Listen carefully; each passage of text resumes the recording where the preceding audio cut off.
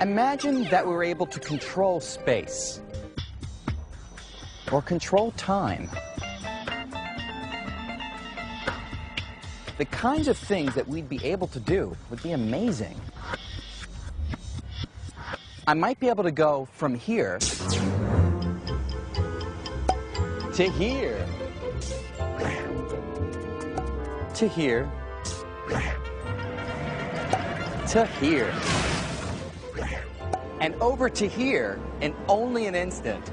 Now, we all think that this kind of trip would be impossible, and it probably is. But in the last few years, our ideas about the true nature of space and time have been going through some changes, and things that used to seem like science fiction are looking not so far-fetched. It's all thanks to a revolution in physics called string theory, which is offering a whole new perspective on the inner workings of the universe. String theory holds out the promise that we can really understand questions of why the universe is the way it is at the most fundamental level. String theory is really the Wild West of physics. This is an area of theoretical physics which is so radically different from anything that's been before.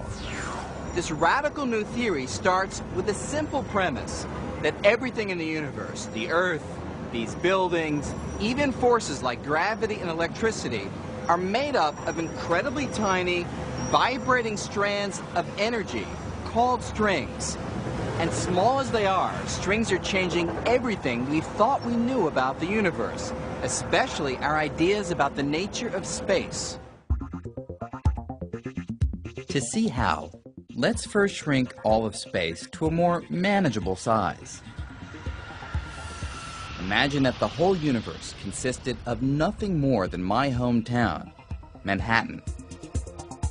So now, just one borough of New York City makes up the entire fabric of space. And just for kicks, let's also imagine that I'm the CEO of a large corporation with offices on Wall Street. Because time is money, I need to find the quickest route from my apartment here in Upper Manhattan to my offices in Lower Manhattan. Now, we all know that the shortest distance between 2 points is a straight line, but even if there's no traffic, a bit of a stretch, even in our imaginary Manhattan, it'll still take us some amount of time to get there. By going faster and faster, we can reduce the travel time, but because nothing can go faster than the speed of light, there's a definite limit to how much time we can cut from our journey.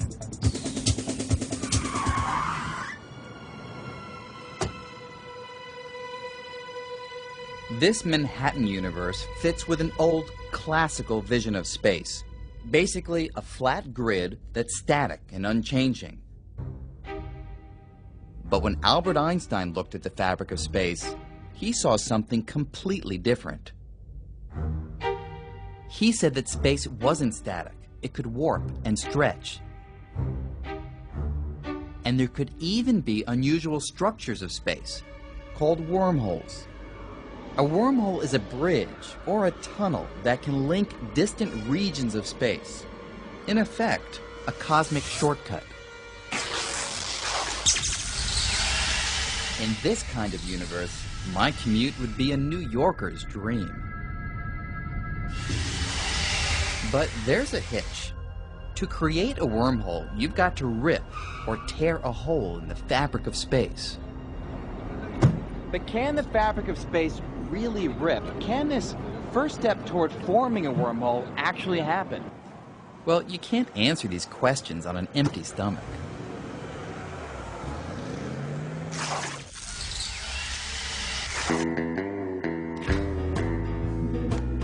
Turns out that by looking at my breakfast, coffee and a donut, we can get a pretty good sense of what string theory says about whether the fabric of space can tear.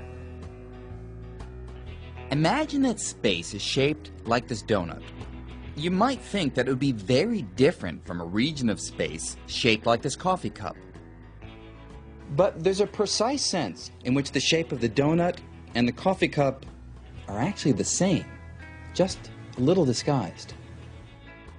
You see, they both have one hole. In the donut, it's in the middle, and in the coffee cup, it's in the handle. That means we can change the donut into the shape of a coffee cup and back again without having to rip or tear the dough at all. Okay, but suppose you want to change the shape of this donut into a very different shape, a shape with no holes. The only way to do that is to tear the donut like this, and then reshape it.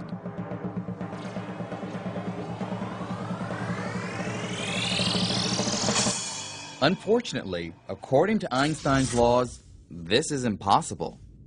They say that space can stretch and warp, but it cannot rip. Wormholes might exist somewhere fully formed, but you could not rip space to create a new one over Manhattan or anywhere else. In other words, I can't take a wormhole to work. But now, string theory is giving us a whole new perspective on space, and it's showing us that Einstein wasn't always right. To see how, let's take a much closer look at the spatial fabric. If we could shrink down to about 1/millionth of a billionth of our normal size, we'd enter the world of quantum mechanics. The laws that control how atoms behave.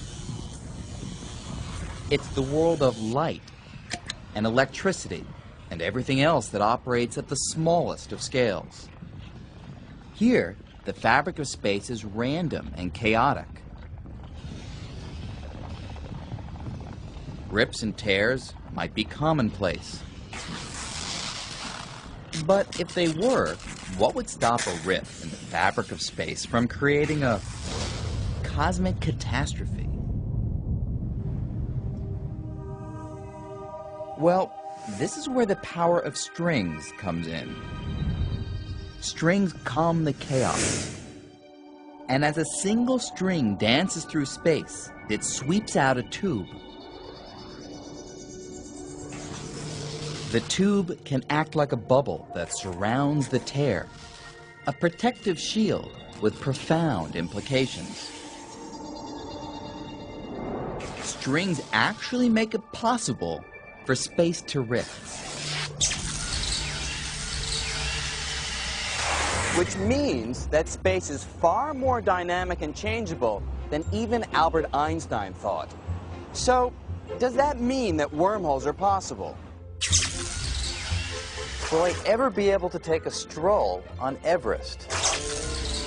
Grab a baguette in Paris? And still make it back to New York in time for my morning meeting? It would be kind of cool, though it's still a very distant possibility. But one thing that is certain is that string theory is already showing us that the universe may be a lot stranger than any of us ever imagined.